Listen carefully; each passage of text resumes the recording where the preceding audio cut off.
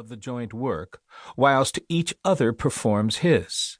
The fable implies that the individual, to possess himself, must sometimes return from his own labor to embrace all the other laborers. But, unfortunately, this original unit, this fountain of power, has been so distributed to multitudes, has been so minutely subdivided and peddled out, that it is spilled into drops and cannot be gathered. The state of society is one in which the members have suffered amputation from the trunk and strut about so many walking monsters, a good finger, a neck, a stomach, an elbow, but never a man.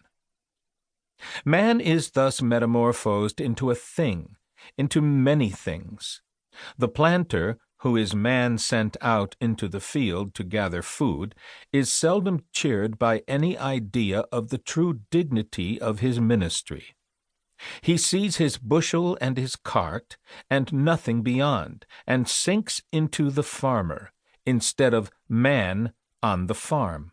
The tradesman scarcely ever gives an ideal worth to his work, but is ridden by the routine of his craft, and the soul is subject to dollars.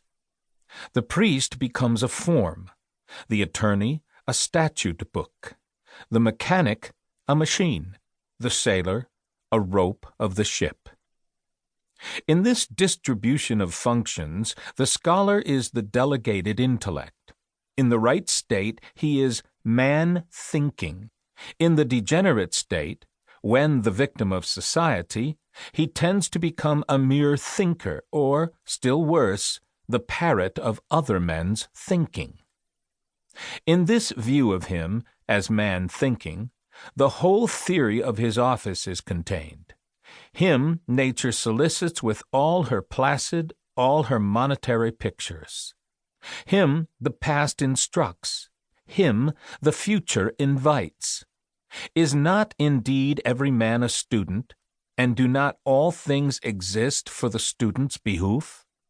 And finally, is not the true scholar the only true master?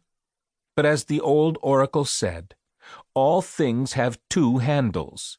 Beware of the wrong one. In life, too often, the scholar errs with mankind and forfeits his privilege. Let us see him in his school and consider him in reference to the main influences he receives. 1. The first in time and the first in importance of the influences upon the mind is that of nature. Every day the sun, and, after sunset, night and her stars. Ever the winds blow, ever the grass grows. Every day men and women conversing, beholding and beholden. The scholar must needs stand wistful and admiring before his great spectacle. He must settle its value in his mind. What is nature to him? There is never a beginning, there is never an end to the inexplicable continuity of this web of God, but always circular power returning into itself. Therein it resembles his own spirit, whose beginning, whose ending, he never can find. So entire, so boundless.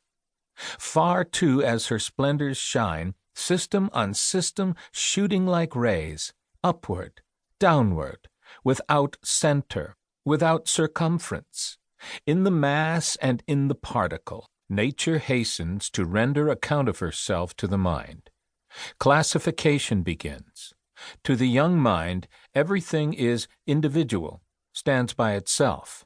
By and by, it finds out how to join two things and see in them one nature, then three, then 3,000, and so, tyrannized over by its own unifying instinct, it goes on tying things together, diminishing anomalies, discovering routes running underground whereby contrary and remote things cohere and flower out from one stem.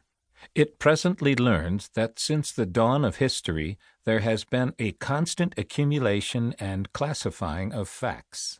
But what is